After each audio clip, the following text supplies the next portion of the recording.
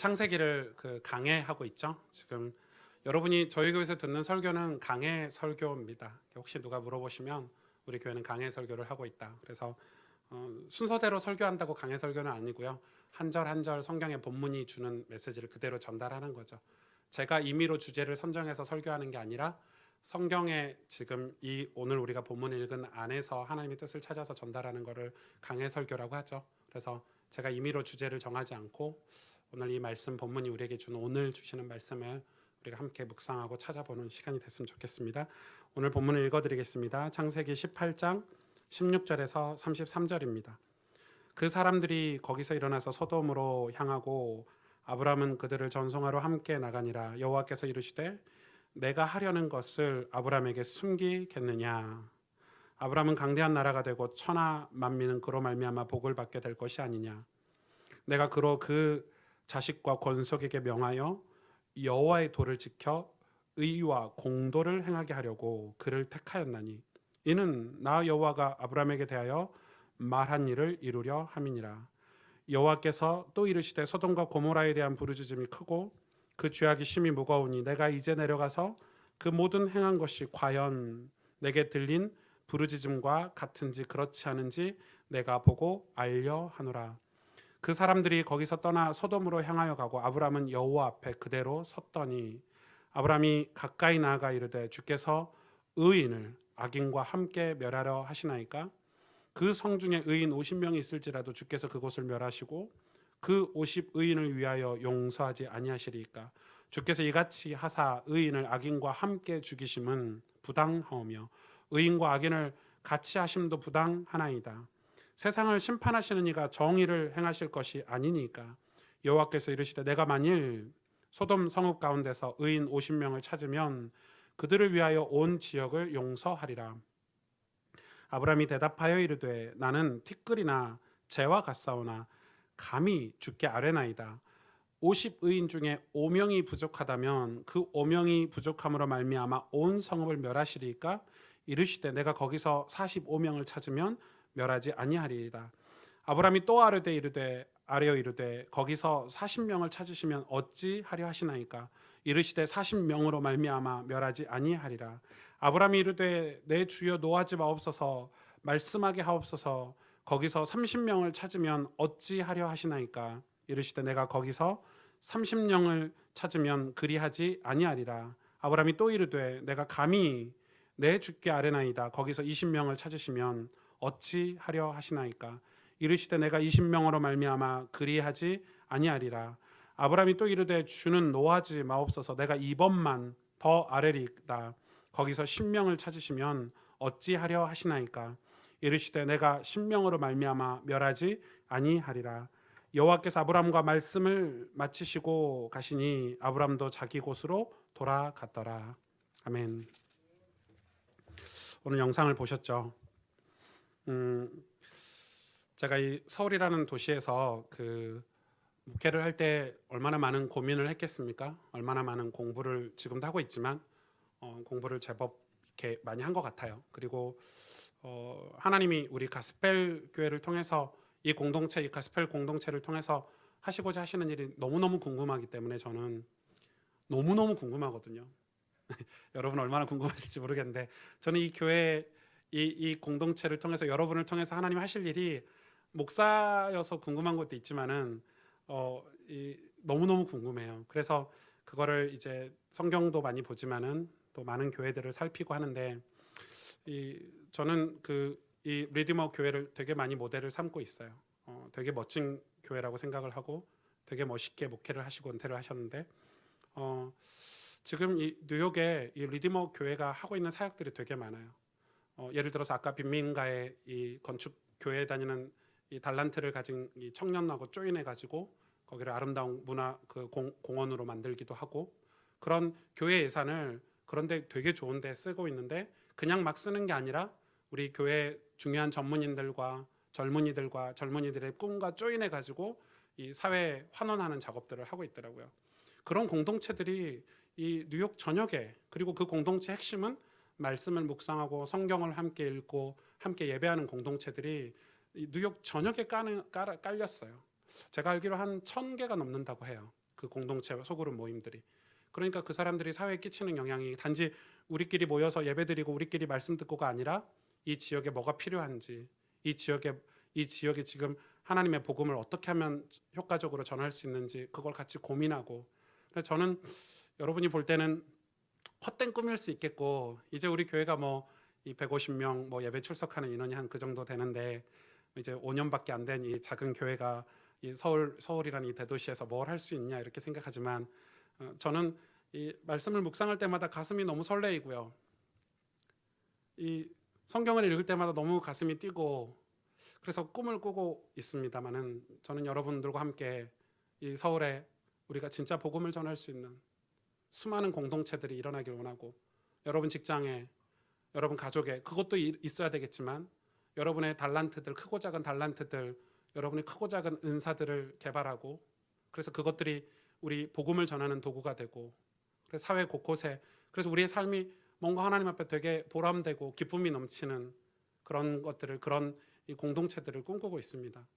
그리고 뭐 말도 안 된, 제가 친구들한테 말했더니 제 친구들한테 말을 안 해요. 거의 다 이상한 소리 하지 말라고 막 그러는데, 저는 저희 교회가 500명이 되는 순간 이 분립개척을 시작을 할 겁니다.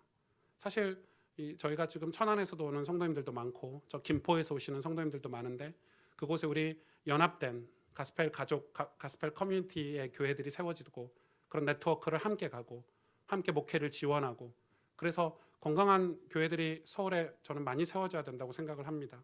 여러분 기도해 주시고. 왜 이게 중요하냐면, 저는 성경을 보면서 한 가지 원리, 제가 나이가 많지는 않지만 한 가지 원리를 깨달은 게 있는데, 그게 뭐냐면 올라가기 위해서는 반드시 내려가야 된다는 것입니다. 높아지기 위해서는 반드시 낮아져야 된다는 것입니다. 그리고 뭔가를 얻기 위해서는 반드시 줄 수 있어야 된다는 것입니다. 뭔가를 받기 위해서는, 뭔가를 내 것으로 소유하기 위해서는 반드시 베풀 수 있어야 된다고 생각합니다. 예수님이 우리를 구원하시기 위해서, 당신의 백성들을 구원으로 회복하기 위해서 이 종의 형체를 입어서 이 땅에 오셨습니다. 가장 낮은 자리에 자기를 버리시기까지 우리를 사랑하셨습니다. 그게 없으면 얻지를 못합니다. 여러분, 십자가에서 자기 몸을 내어놓지 않았으면 우리를 얻지 못하셨을 것입니다. 우리가 이 서울의 수많은 영혼들, 이 대도시에 살고 있는 우리 청년들, 교회를 떠나고 있잖아요. 지금 저희 교회 청년들이 되게 많은데 사실 지금 심각하게 많은 젊은이들이 교회를 다 떠나고 있습니다. 왜요? 한 가지예요. 교회가 베풀지 않고 낮아지려 하지 않고 내려가려고 하지 않기 때문에. 우리는 십자가 그 예수 그리스도의 그 원리로 복음을 받았는데, 구원받았는데 우리는 그렇게 살지 않기 때문에 수많은 젊은이들이, 전문인들이 교회를 떠나고 있어요. 그들을 하나님 다시 이 예배의 자리로, 이 은혜의 자리로, 하나님의 이 놀라운 이 신앙의 자리로 불러들이기 위해서는 우리는 용기를 내야 된다고 생각해요.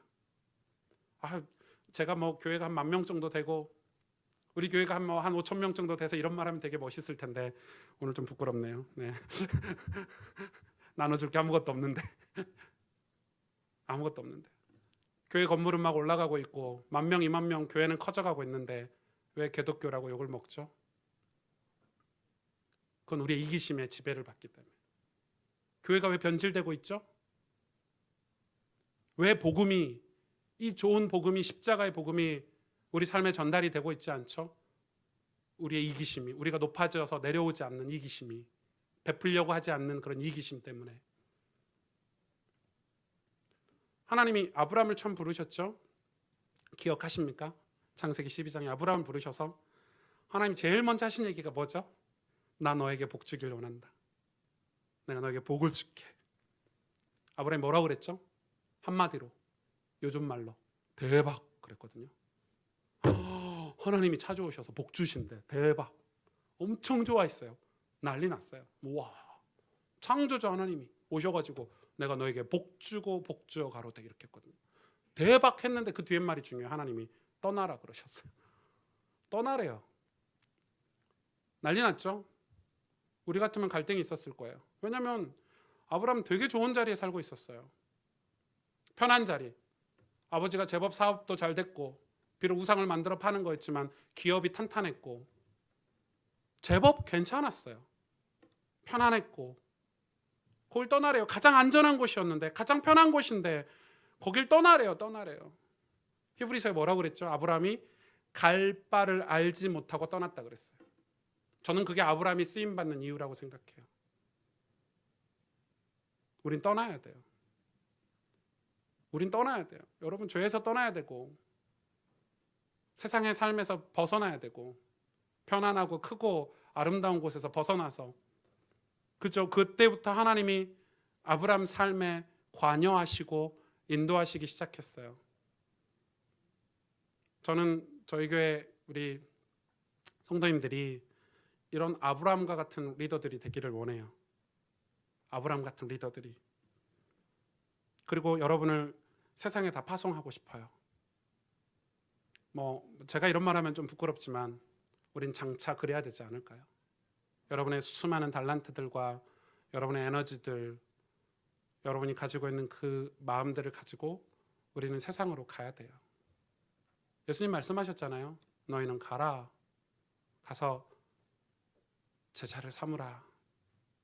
가라. 이렇게 말씀하셨어요. 우리는 안 떠나죠. 왜 안 떠나죠? 그냥 여기가 좋은 거예요. 그것은 두 가지 의미가 있죠. 한 가지는 아직 하나님을 모르는 거예요.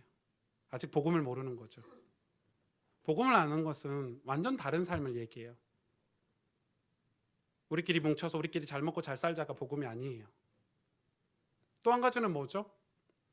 또 한 가지는 아직 말씀이 그에게 임하지 않은 거예요. 아브라함의 말씀이, 그래서 우리가 지금 그 아브라함의 여정을 오늘까지 밟아왔어요. 드디어 오늘 하나님은 아브라함을 나의 벗, 나의 친구, 그렇게 여기시는 거예요. 오늘 말씀을 조금 살펴보려고 합니다. 1절, 오늘 16절, 17절에 이렇게 기록하고 있죠. 같이 읽어볼까요? 그 사람들이 거기서 일어나서 소돔으로 향하고 아브라함은 그들을 전송하러 함께 나가니라. 여호와께서 이르시되 내가 하려는 것을 아브라함에게 숨기겠느냐? 내가 하려는 것을 아브라함에게 숨기겠느냐? 지금 하나님이 천사 2명과 함께 이 실제 사람으로 현현하셔서 아브라함에게 나타나셨죠. 나타나신 이유는 두 가지예요. 하나는 사라예요. 사라를 만나주기 위해서, 사라에게 믿음을 줘야 이삭을 낳을 거 아닙니까? 또 하나는 뭐죠? 소돔과 고모라를 심판하시기 위해서 내려오셨어요. 지금 그래서 사라를 만나고 아브라함과 언약을 확인하고 지금 일어나셔서 소돔으로 향해서 가려고 하는데, 가다가 하나님이 일어나서 소돔을 향해서 가려고 하시는데 멈춰서 뭐라고 얘기하시냐면, 내가 이르시되, 여호와께서 이르시되 내가 하려는 것을 아브라함에게 숨기겠느냐? 하나님이 하나님의 마음, 하나님의 진심을 누구에게 말해주죠? 아브라함에게 말해주는 장면이에요. 오늘 장면이. 여러분, 하나님의 마음, 하나님의 진심이 통하는 이 아브라함이 이제 그런 사람이 됐어요. 하나님 우리의 신앙을 키워서, 우리의 믿음을 키워서 어떤 존재를 만들려고 하시죠? 하나님과 진심이 통하는, 그게 여러분 우리 신앙의 목표예요. 우리의 목표는 어쩌면 뭔가 어떤 사역의 결과가 아니에요. 막 교회가 몇 명으로 부흥되자, 성전 건축하자, 이런 게 아니에요. 하나님이 우리를 부르심의 목표, 최종 골은 뭐냐면 당신과 진심이 통하는 사람인 거예요. 마음이 통하는 거예요. 그래서 하나님이 모세를 보고 나의 벗, 다윗을 보고 나의 사랑하는 나의 친구, 그게 우리가 하나님의 마음, 하나님의 뜻을, 하나님의 진심을 받을 수 있는, 그래서 하나님 우리를 말씀으로 훈련하시고 연단하시는 거예요. 왜요? 그런데 우리는 왜, 무엇이 이 하나님의 진심을 받을 수 있는 걸 지금 가로막고 있죠? 왜 한국교회가 어느 순간부터, 여러분 교회들이 어느 순간부터 하나님의 진심이 전달되지 않고 인간의 요구, 사람들이 요구하는, 사람들의 필요를 전달하는 이 설교 강단이 돼버렸잖아요. 어느 순간부터 우리는 환경, 상황, 어떤 이기심의 지배를 받기 시작한 거예요. 우리는 하나님의 백성은 말씀의 지배를 받아야 되는데, 하나님의 통치를 받아야 되는데 이기심의 지배를 딱 받게, 그게 죄죠. 죄. 이기심은 죄예요. 죄의 모습이에요. 이기심의 지배를 받아서 나만 잘 되면 돼, 나만 괜찮으면 돼. 그리고 뭘 생각을 하지 않죠? 공동체를 생각하지 않게 되는 거죠. 그래서 하나님의 진심을 받아도, 하나님의 마음을 들어도 그게 왜 필요한지, 그게 무슨 의미인지를 깨닫질 못하는 거예요. 왜? 우리 마음이 세상에서 이야기하는 그런 이기심의 지배를, 정욕의 지배를 딱 받기 때문에. 그 결과가 뭐죠? 나밖에 모르는 거예요. 여러분, 지금 우리나라에 가장 심각한 문제가 뭐냐면 공동체 의식이 사라지고 있는 거예요. 여러분, 이런 거죠. 우리가 막 불평해요. 이 나라 정부가 뭐가 문제고 지금 이 사회 구조가 뭐가 문제고 막 불평하는데 자기는 정작 자기는 그 일을 하는 거예요. 플라스틱이 우리 후대들에게 문제가 될 것이고 바다에 생물들이 다 플라스틱 때문에 죽고 하는데 우리는 플라스틱을 써요. 나는 써도 괜찮겠지. 나 이거 하나 쓰는데 이게 뭐가 문제가 있겠어. 그런데 여러분 아시죠? 그게 돌고 돌아서 결국 부메랑이 돼서 자기에게 돌아오고 자기 자녀들에게 돌아온다는 거. 우리가 얼마나 공동체의식이 없냐면요, 나만 괜찮으면 돼요. 나만. 그런데 아시잖아요, 학교에 문제가 많으면요 내 자녀가 영향을 받아요. 이 서울이라는 도시가 문제가 많으면 어떻게 되죠? 우리 가정이 영향을 받게 돼 있어요.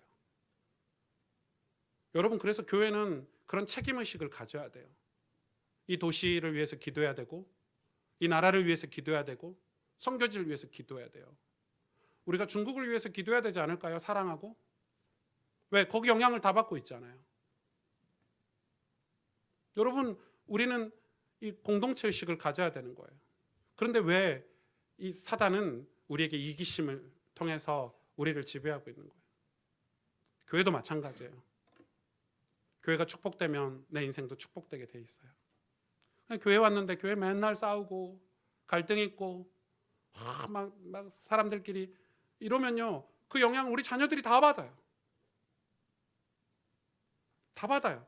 그러면서 뭐라고 그러면 나만 잘하면 돼, 나만 신앙생활 잘하면 돼, 나만 하나님 앞에 서 있으면 돼. 그건 옳지 않은 거예요. 그럴 수가 없어요. 왜 오늘 이게 왜 중요하냐면, 오늘 본문이 지금 하나님이 아브라함에게 그걸 지금 가르쳐주고 있는 거예요. 그러면서 아브라함에게 지금 하나님이 내가 하려는 걸 숨기겠느냐 하고 하신 말씀이 18절, 19절, 20절, 21절인데 18절, 19절을 먼저 읽겠습니다. 같이 읽겠습니다. 아브라함은 강대한 나라가 되고 천하 만민은 그로 말미암아 복을 받게 될 것이 아니냐. 내가 그로 그 자식과 권속에게 명하여 여호와의 도를 지켜 의와 공도를 행하게 하려고 그를 택하였나니 이는 나 여호와가 아브라함에게 대하여 말한 일을 이루려 함이니라. 아멘. 보니까 오늘 하나님이 다시 아브라함에게 뭐라고 얘기하시냐면, 나 너 강한 나라를 되게 하겠다. 강한 나라가 돼서 천하 만민이 그 강한 나라로 말미암아 복을 받게 될 것이 아니냐. 이 강한 나라의 개념, 이거는 공동체를 얘기해요. 한 사람 단수가 아니에요. 복수예요. 강한 나라는 여러분 함께 사는 거잖아요. 공동체예요. 그런데 이 강대한 나라를 어떻게 이루시겠냐? 우리는 메시지를 여기서 끊어버려요. 우리는 강한 나라가 될 거야. 우리는 강력한 나라가 될 거야. 나는 내 인생이 하나님의 복을 받아서 힘 있는 사람이 될 거야. 여기서 메시지를 듣는데 사실은 그 뒤에 장이 중요해요. 그 강대한 나라를 어떤 모양으로 하나님이 만들어 가시겠냐가 19절에 나와 있죠. 내가 그로 그의 자식과 권속에게 명하여 여호와의 도를 지켜 의와 공도를 행하게 하려고 그를 택하였나니. 뭐죠?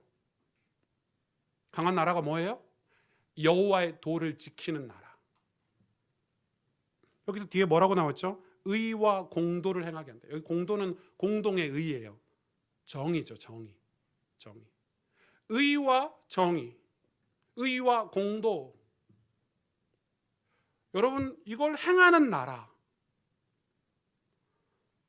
그걸 하나님이 지금 우리에게 원하신다는 거예요. 강한 나라가 그거라는 거예요.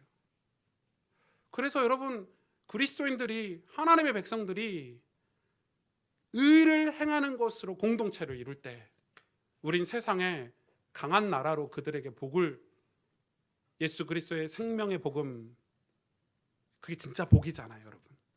십자가의 복음을 말해줄 수 있는 거예요. 안 그러면요, 복음이요, 말장난이에요. 예수님 영접해?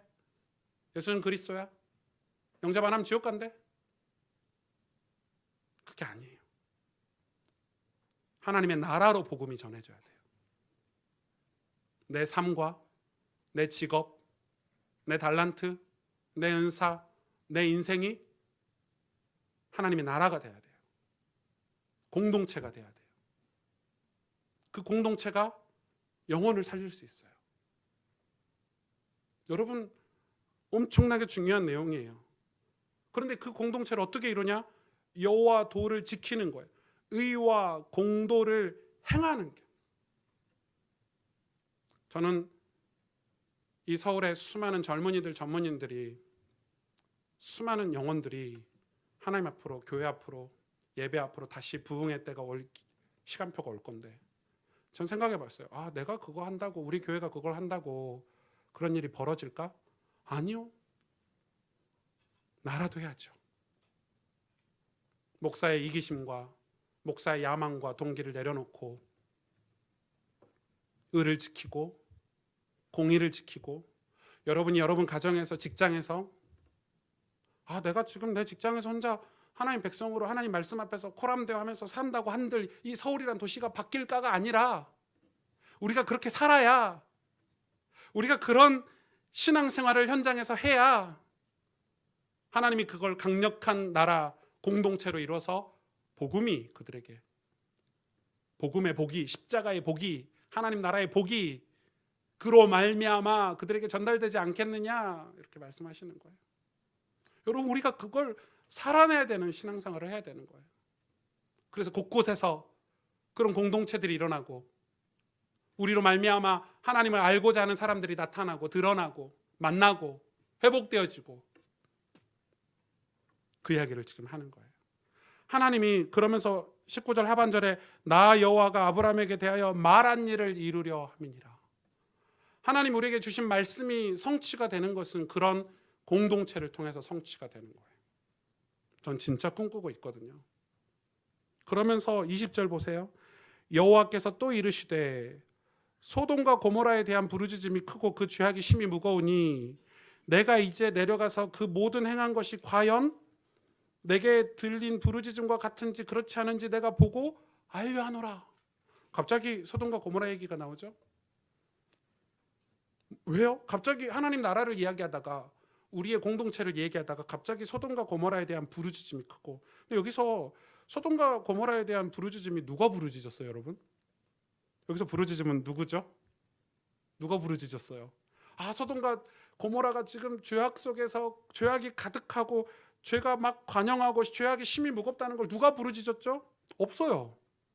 주어가 없어요. 죄가 스스로 부르짖는 거예요.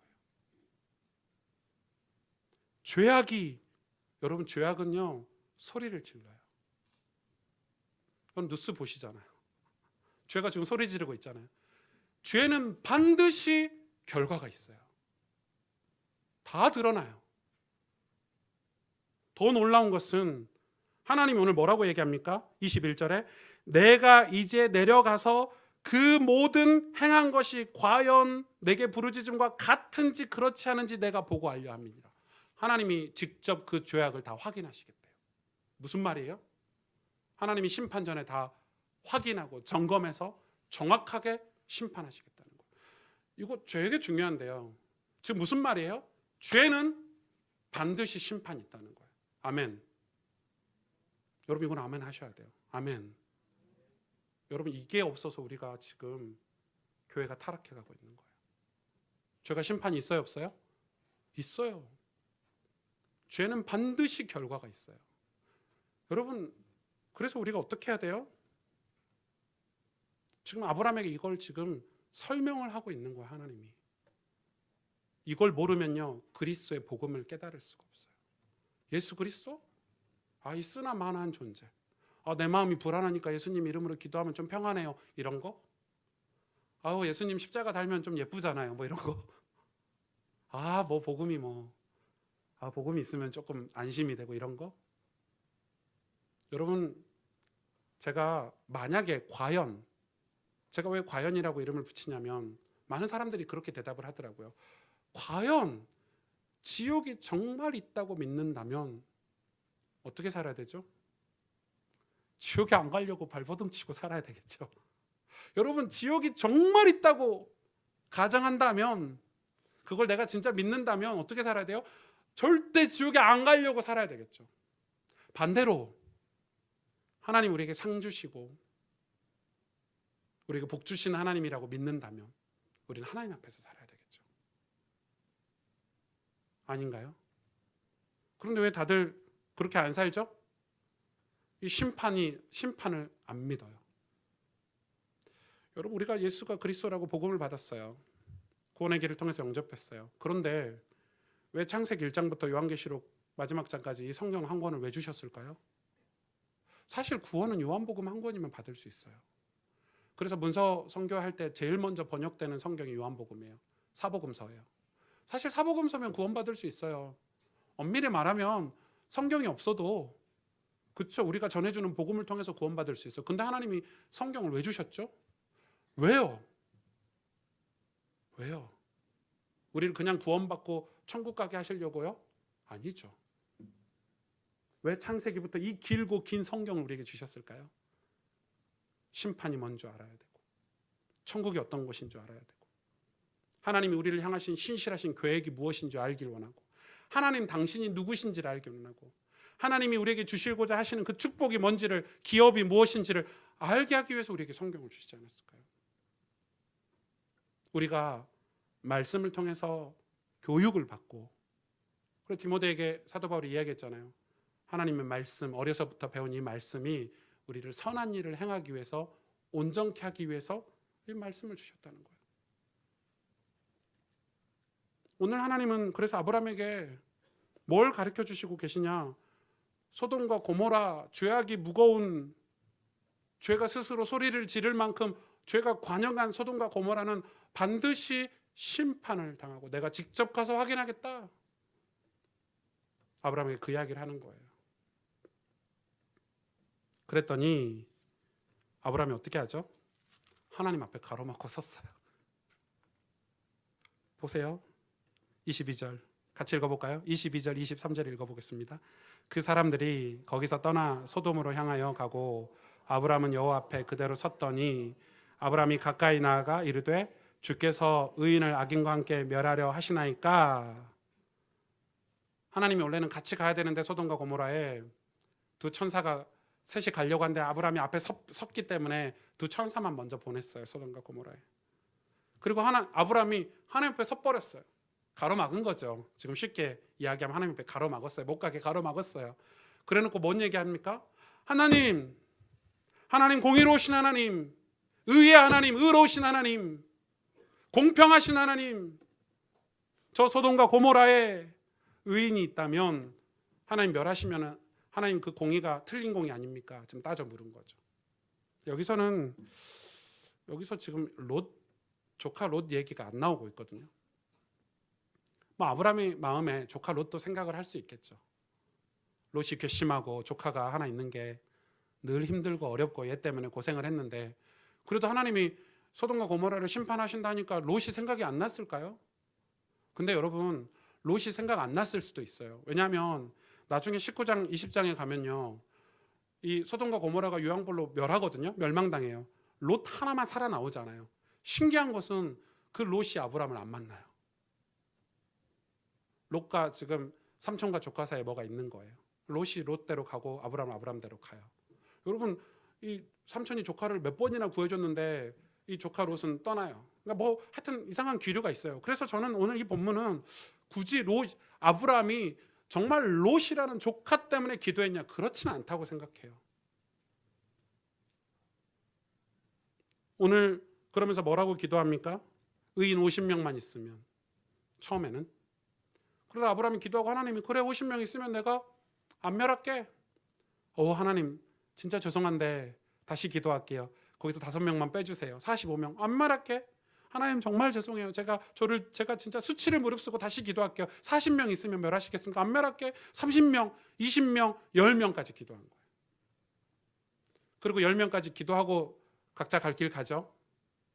제 생각에는 많은 주석가들이 여러 가지 해석을 여기서 하는데 제가 가장 조금 이 오늘 본문의 흐름에 맞다고 생각하는 주석은 뭐냐면 아브라함이 안 거예요. 뭘 알았죠? 의인이 없구나. 소돔과 고모라에는 의인이 단 한 명도 없구나. 안 거예요. 왜? 하나님이 그래 20명 있으면 30명 있으면 그래 10명만 있으면. 예수님이 그랬죠. 신약시대 오셔서 내 이름으로 2-3사람만 있어도 내가 그들 중에 함께 하겠다 그랬어요. 지금 소돔과 고모라에는 2-3사람도 없는 거예요. 그런데 왜 오늘 이 아브라함의 중보기도가 중요하냐면요. 왜 중요하죠? 지금 아브라함이 지금 하나님과 이런 대화를 통해서 뭘 깨닫기를 원하시죠? 하나님은 2가지죠. 하나는 심판, 죄에 대한 결과, 반드시 심판이 있어요. 또 하나는 뭐죠? 우리의 의로, 인간의 의로 구원받을 수 없다는 거예요. 마지막 테스트죠. 아브라함이 오실 메시아 예수 그리스도를 완전히 붙잡을 수 있도록 하나님 지금 그걸 깨닫게 하시는 거예요. 그런데 여기서 우리는 그 흐름을 떠나서 아브라함의 기도를 잠깐 살펴보고 넘어가야 돼요. 근데 아브라함이 오늘 기도하는 건 굉장히 수치스럽게 기도했어요. 아브라함 입장에서 말이에요. 하나님 10명만, 하나님 50명만 있으면, 하나님 45명만 있으면, 하나님 40명만 있으면, 하나님 30명만 있으면, 나중에는 막 하나님 진짜 죄송해요. 제가 노하지 마시고 제가 바보 같은데 20명만 있으면, 하나님 진짜 죄송해요. 노하지 마세요. 한 번만 더 기도할게요. 10명만 있으면, 이렇게 기도했거든요. 어떻게 이렇게 기도하는 사람이 될 수 있었죠? 아브라함이 어떻게 이렇게 수치스러운 기도를 할 수 있었죠? 아브라함의 인생에 이제는 하나님의 음성이 들리고 아브라함이 마므레 상수리 나무 아래서 하나님과 신실한 교제를 하는 관계가 됐기 때문에 이런 수치를 무릅쓰고 이제는 이 땅을 위해서, 이 도시를 위해서, 이 영혼들을 위해서 기도할 수 있는 기도의 사람이 됐다는 걸 보여주는 거예요. 많은 크리스찬들이 손해를 안 보려고 해요. 그런데 예수님은 오셔서 어떻게 했죠? 저자들의 발을 씻겨주시고 고아와 과부를 돌보시고 병든 자들, 가늠하는 여인들을 감싸 안으시고, 그러니까 창조주 하나님이 그 낮은 자리에 가셔서 우리 영혼들을, 우리 마음의 상태잖아요. 다들 고아가 진짜 고아기도 하고 과부가 진짜 과부기도 하지만 그게 사실 우리 마음의 상태들이란 말이에요. 그런 사람들을 하나님이 감싸주신 것은 하나님 입장에서 봤을 때는 수치 아닙니까? 수치죠. 왜? 바리새인들이 계속 손가락질했어요. 아유 저 등신, 지가 지도자라고 이렇거든요. 그런데 왜 하나님, 예수님은 꼼짝도 하지 않았죠? 우리가 지금 복음을 가지고 하나님의 백성으로 우리가 이런 사역들을 하는데 자존심이 상하는가요? 우리 이웃에게 복음을 전하는 게 억울한가요? 우리가 나누고 베푼 게 아까운가요? 뭘 몰라서 그래요? 심판을 몰라서 그래요. 뭘 몰라서 그래요? 하나님의 영광을 아직 안 봐서 그래요. 하나님 우리에게 주실 상금을 아직 못 받기 때문에 그래요. 그렇기 때문에 억울한 거예요. 자존심이 상한 거예요. 남들과 비교해서 창피하다고 느끼는 거예요. 저는 가난한 그 농부의 자녀로 되게 열등감이 심한, 자존감이 낮은, 가난했고 또 머리도 별로 그닥 좋지는 않고 IQ 검사는 안 해봤지만 이렇게 많이 배우지 못한, 그래서 약간 그게 싫었어요. 뭐죠? 엘리트란 단어가 그닥 좋아하진 않았어요. 엘리트 이러면 좀 약간 거부감 들고 뭐 전문인 이러면 약간 거부감 들고 사실 그런 게 좀 있잖아요. 근데 제가 진짜 우연찮게 엘리트들을 만나고 전문인들을 만나고 좀 깜짝 놀랐어요. 와, 되게 멋있는 거 있죠.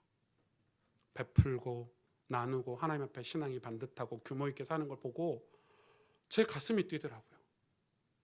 왜 저는 어떻게 살았냐면 나는 왜 이렇게 가난한 집에 태어나겠어. 우리 엄마 아빠 원망하고 나는 뭐 돈이 없어 하면서 돈 함부로 쓰고 하나님 좀 나를 왜 이런 인생 이런 시궁창 같은 인생에 이러면서 불평하고 원망하고 이러고 인생 살고 있었거든요. 그런데 엘리트들 전문인들 보니까 얼마나 멋있는지 저축하고 아껴서 베풀고 나누고 미래를 꿈꾸고 준비하고 제가 그런 전문인들을 신앙이 신실한 전문인들을 몇 명을 만나보고요. 제가 나 이렇게 살면 안 되는 거구나. 내가 틀린 거구나. 하나님 우리의 디자이어 아닙니까? 기업가예요. 하나님은 기업가시죠. 우리를 창조하셨고 우리를 이끌어 가시는데 여러분 제가 미국에 가서 유대인들 학교를 가보고 유대인들 가정에 가보고 좀 깜짝 놀랐어요. 제가 많은 전문인들을 만나보고 깜짝 놀랐어요. 그때부터 저는 불평하고 원망하지 않기로 했어요. 돈을 함부로 쓰지 않기로 했어요. 멋있게 살고 싶은 꿈이 생겼어요. 개혁하고 도전하면서 살고 싶었어요. 그게 힘들지 않아요. 수치스럽지 않고 자존심이 상하지 않아요. 저는 이런 팀켈러 목사님 같은 분들 또 수많은 책들을 통해서 뭐 조나단 에드워즈나 찰스 스펄전이나 수많은 하나님 앞에 쓰임받았던 교회와 목회자들을 보면서 가슴이 뛰기 시작했어요. 나도 이렇게 하나님 앞에 쓰임받고 싶다. 나도 이런 교회를 하고 싶다. 나도 하나님의 복음을 전하는 축복된 사람이 되고 싶다. 이게 없으니까요. 다 타락하는 거예요. 변질되고. 여러분, 그래서 우리가 알아야 돼요. 배워야 돼요. 하나님을 모르면 변질돼요, 인간은. 하나님하고 신뢰관계가 형성이 안 되고 하나님을 떠나잖아요. 나는 지식으로 복음을 알고 있고 하나님을 알고 있고 하나님 축복하신다는 거 알고 있는 거지 실제 내 삶은 변질되게 돼 있어요. 저는 가난한 나라도 가봤어요. 인도도 가보고 중국도 가보고 중국의 소수민족들도 만나보고 필리핀도 가보고 가서 하나님의 마음을 알게 됐어요. 하나님 나에게 복을 주시는 이유가 무엇일까 깨닫게 됐어요. 기독교인이란 어떻게 살아야 되는 건가? 교회는 어떤 곳인가? 지금도 질문하고 있어요. 가스펠교회는 어떤 교회가 돼야 될까? 그런데 그게 하나님의 진심이 통하고 그런 배움을 어디서 하나님이 어떻게 하시냐고 방법으로 주신 게 성경이라는 거예요. 진리예요. 우리가 진리 등대가 되려면 하나님의 진리 등대가 되려면 진리를 알아야 돼요. 진리를 모르고 절대 진리의 삶을 살 수 없어요. 심판을 모르고 절대 심판을 두려워하면서 살 수 없단 말이에요. 심판을 모르는데 어떻게 죄에서 멀어지려고 합니까, 여러분? 이런 건 있어요. 저도 인간이니까 늘 죄를 짓고 실수를 해요. 그러나 죄를 안 지으려고 하고 죄에서 멀어지려고 하고 하나님 앞에서 바르게 살려고 하는 것과 우리 하나님 자녀인데 막 살아도 돼. 뭐 우리가 결과가 중요하지. 이거는 완전 하늘과 땅 차이예요. 지금 그렇게 가르치고 있잖아요. 후자로 가르치고 있잖아요. 막 살아도 됩니까? 하나님의 백성은? 실수해서 죄를 지으면 우리는 어떻게 해야 되죠? 회개해야 돼요. 심판을 안다면, 지옥을 안다면 우리는 인생이 좀 달라지게 돼 있어요. 그런데 우리가 하나님 말씀을 모르기 때문에 배우지 않기 때문에 하나님은 어떤 분인지 몰라요. 반대로 하나님의 그 영광스러운 그 하나님의 우리를 맞이하심, 하나님 그 품에 우리를 품어주시고 우리에게 면류관을 씌워주시고 상금을 베푸시고 상을 베푸시는 그걸 모르면요 우리 인생은 늘 힘들고 어렵고 내가 왜 희생해야 돼, 내가 왜 이렇게 살아야 돼, 이렇게 사는 거예요. 그러나 그걸 진짜 아는 사람들은 늘 개혁하고 갱신하고 살아요. 하나님 말씀으로 나를 바꾸려고 하고 하나님 비전이 무엇인지, 하나님 원하시는 게 무엇인지 늘 궁금하고 질문하면서 사는 거예요. 늘 질문하고 살아요. 하나님, 저 어떻게 하면 하나님께 쓰임받을 수 있을까요? 어떻게 하면 하나님의 영광을 드러낼까요? 어떻게 하면 저 사람들에게 하나님을 소개할 수 있을까요?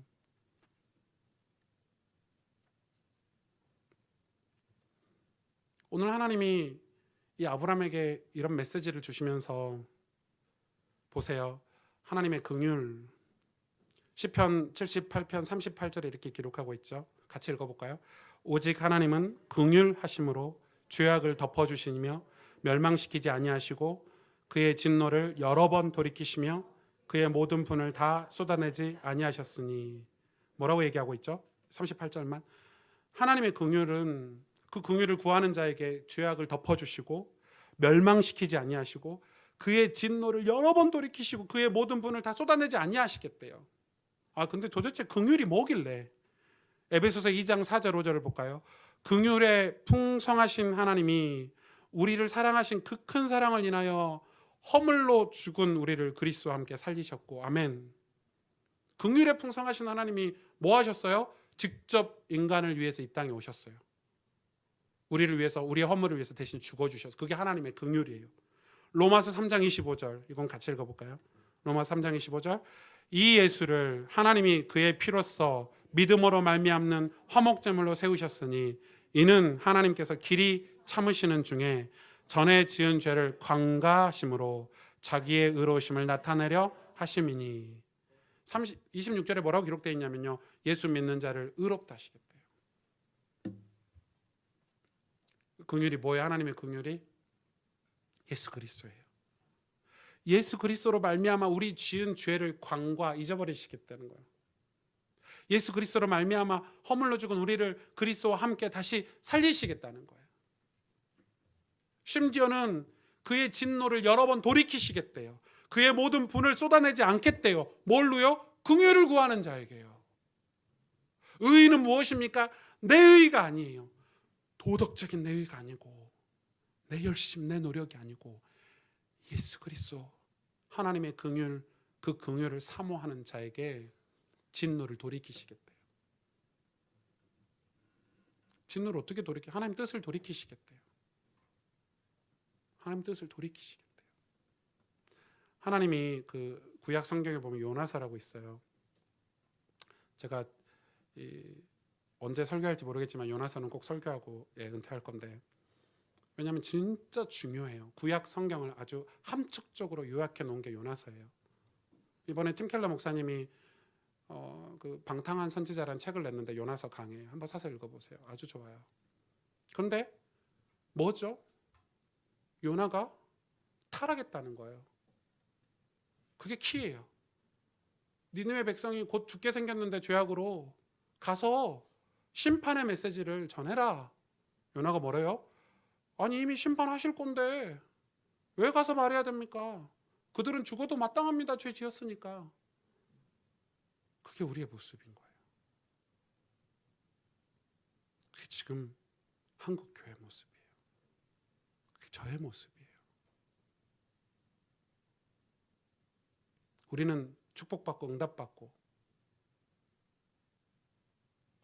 하나님 우리는 이런 응답을 받아야 됩니다. 이렇게 살면서 저 니느웨 땅에 하나님을 알지도 못하는 백성들이 죽어가는데 그들은 죄 지었으니까 죽어야 되는 거 아닙니까? 그게 요나의 메시지예요. 타락한 선지자. 그러니까 뭐예요? 하나님이 지금 아브라함을 훈련시키고 연단시키셔서 이 소돔과 고모라 땅을 보고 수치를 무릅쓰고 하나님 앞에 기도하는 장면, 이 장면을 잊지 마세요. 우리가 십자가를 알고 복음을 알고 나면 이 땅을 위해서 중보하게 돼 있어요. 여러분, 기도가 뭐죠? 기도에서 한 가지 짚고 넘어가야 돼요. 제가 다윗 집사님을 위해서 기도하겠습니다 하는 것은 거짓말이에요. 기도할게요. 기도했어요. 성경에 말하는 기도는 그걸 기도의 완성이라고 얘기하지 않아요. 뭐죠?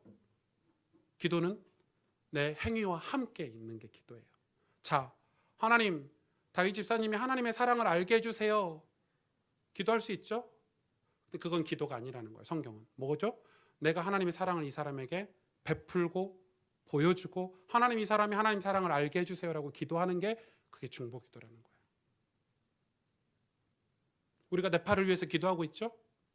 리스족을 위해서 기도하고 있죠? 그냥 기도합니까? 그들에게 사랑을 베풀어요. 우리가 헌금을 모아서 가난하고 병든 자를 봉사하고 돕고 그리고 그 땅을 위해서 기도해. 하나님 이 땅에 교회가 세워지게 해주세요. 이 땅에 하나님 나라가 임하게 해주세요. 이 땅에 주의 복음이 선포되게 해주세요. 그게 중보기도예요. 그러고 나니까 여러분 깝깝하죠. 우리 막 기도해요. 하나님 우리 부모님이 예수님 믿게 해주세요 해놓고 삶은 전혀 부모님 예수님 안 믿었으면 좋겠어. 저 왼수 같은 게 내 인생을 괴롭히고 저 왼수 같은 게 나를 괴롭히고 기도는 해요. 그래도 구원은 받게 해주세요. 그건 기도가 아니라는 거예요. 중보기도가. 기도는 그래서 여러분 소돔과 고모라가 사실은 하나님이 기회를 많이 주셨죠. 원래 그 남북 전쟁 때 완전히 멸망했잖아요. 소돔과 고모라 완전 멸망했어요. 다 뺏겼어요. 사람도 뺏기고 재산도 다 뺏기고. 그런데 하나님이 그때 또 아브람을 보내셨잖아요. 아브람이 318명 가병을 데리고 가서 북부 연합군을 물리치고 소돔과 고모라의 포로와 재산들을 뺏긴 것을 다 가지고 와요. 근데 보세요. 그때는 전차가 있어요. 차가 있어요. 여러분 리어커가 있어요. 없어요. 걸어와야 돼요. 그 먼 길을 그 몇십리 되는 그 멀고 먼 길을 아브람 18명과 아브람과 그 소돔과 고모라 사람이 같이 걸어온. 그냥 제가 생각을 해보는 거예요. 묵상을 해보는 거예요. 그러면 아브람이 걸어올 때 하나님에 대해서 얘기 안 했을까? 아니 당신들이 우리를 왜 구원해 줬습니까? 당신들이 왜 우리를 도와줬습니까? 하나님이 아브람이 가만히 있었을까요? 아마 그때 다 얘기했을 거예요. 하나님이 갈대 우리에 있는 나를 건져내 주셨을 거다. 그 말은 무슨 말이죠? 소돔과 고모라에게 하나님이 충분히 기회를 주셨어요. 그런데 돌아와서 더 악해졌어요. 더 죄가 간영했어요. 이제는 죄가 소리까지 쳤어요. 부르짖었어요. 하나님이 오시게 만들어 심판이 임하게 만들었어요. 우리는 그런 세상 속에서 예수 그리스도의 복음으로 살아야 되는데 하나님의 진리 등대로 살아야 되는데 우리가 이걸 모르면 진리를 모르면 진리 등대로 살 수가 없는 거예요. 긍휼을 모르면 긍휼로 살 수가 없는 거예요. 하나님의 긍휼을 모르는데 어떻게 긍휼로 살아요, 여러분? 은혜를 모르는데 어떻게 은혜의 삶을 살 수 있어요, 여러분? 말씀이 내 삶에 임하여서 말씀이 열려있는 신앙생활을 하지 않고 하나님과 신실한 친구와 같은 법과 같은 관계를 맺고 있지 않는데 어떻게 세상에 하나님의 이름을 전파하는 삶을 살 수 있겠어요? 오늘 말씀을 정리하겠습니다. 우리 삶에 하나님의 말씀이 열리는 삶, 그래서 하나님이 음성을 듣는 마물의 상수리 나무 아래서의 삶을 살 때 우린 말씀의 지배를 받기 시작하고 그때부터 이 땅을 중보하는 삶을 살게 돼요. 예수 믿으면 반드시 이 땅을 중보하는 자리까지 가게 돼요. 아브람처럼. 왜 중보하게 되죠? 심판을 알고 있기 때문에. 그래서 오늘 이 소돔과 고모라를 하나님이 심판하시는데 그건 아브람에게 심판을 보여주시려고 하시는 거예요. 이해 가시죠? 우리에게 심판을 보여주시는 거예요. 그 심판을 알아야 오실 메시아를 확실히 붙잡는 거예요. 여러분 그리스도의 복음 말고는 우리는 구원받을 길이 없어요. 그 긍휼 말고는 우리 삶이 천국에 입성할 길이 없어요. 우리가 지옥에서 벗어날 수 있는 유일한 길이에요. 그게 충만해질 때, 그게 우리 삶에, 우리 영혼과 우리 마음에 충만해질 때 여러분 우리 인생은 완전 달라지잖아요. 그래서 우리가 예수님처럼 살 수 있는 거예요. 예수님처럼 가난한 자를, 병든 자를 돌보면서 살 수 있는 거예요. 그래서 우리 교회도 터질 수 있는 거예요. 우리의 재능과 달란트를 그래서 하나님 앞에 드려서 이 복음 전하는 일에 우리가 내어드릴 수 있는 거예요. 다른 사람과 비교 안 하고 살 수 있는 거예요. 그 심판과 하늘의 상금 두 가지를 알고 있기 때문에 우리 인생을 복되게 준비하고 갱신하고 개혁해서 하나님 앞에 쓰임 받으려고 했으면서 살 수 있는 거예요. 저는 우리 교회에 있는 청년들이, 우리 젊은이들이 그런 삶을 준비하기를 바라요. 아마 여러분의 달란트와 재능을 통해서 이 서울 땅에 복음이 전해지기를 원하고, 수많은 공동체들이 여러분 지역과 여러분 현장에 세워지기를 원해요. 우린 복음을 전해야 돼요. 이 땅에 하나님의 긍휼을 베푸는 삶을 살아야 돼요. 그래서 우리가 하나님의 진리 등대로 서 있어야 되는 거예요. 오늘 이 말씀이 우리에게 꿈이 되길 원하고 소망이 되길 원해요. 여러분이 이것 때문에 가슴 뛰는 삶을 살기를 원해요. 다시 여러분 마음에 열정이 회복되기를 원해요. 복음 때문에 우리가 가슴 뛰는 삶을 살아야 되지 않겠습니까? 내 옆에 있는 사람에게 복음 전하기 위해서 중보하고 기도하고 준비하고 이 영혼을 섬기고 사랑하는 삶을 우리가 살아야 되지 않겠습니까? 맞죠? 우리 그런 삶을 살아내야 되는 거예요. 함께 기도하겠습니다.